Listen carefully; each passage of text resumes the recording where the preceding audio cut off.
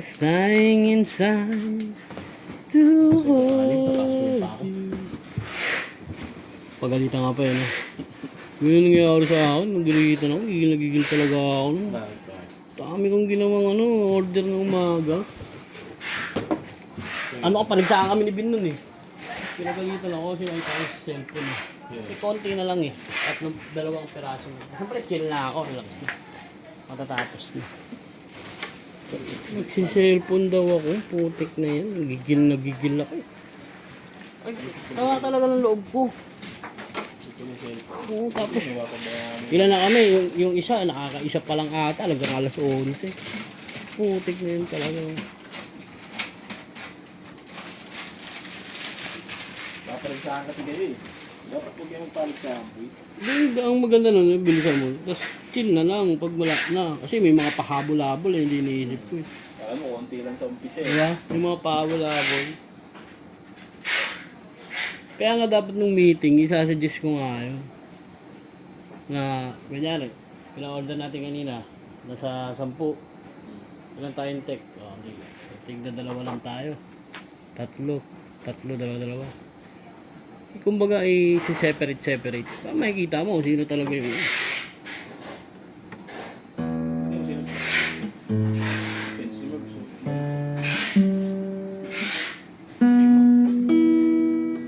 bahina ba?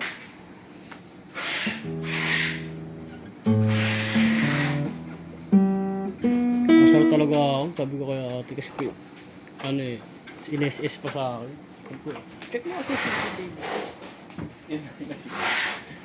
kaya nga ang dami-dami nating yung tempo ka lang talaga na sandali ka lang na chill. Relax.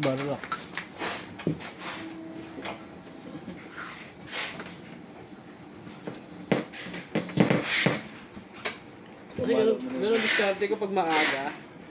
Babakbakan ko talaga. Tapos pag mga gantong oras na chill na. At pag may mga pahabol, mahabol.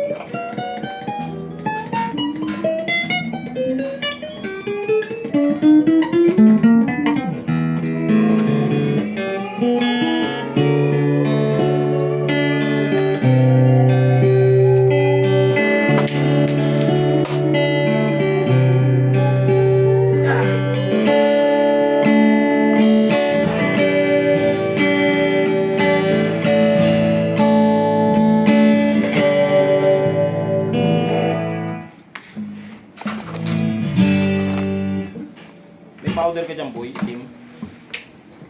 Wala. Bukas ang po. Butas?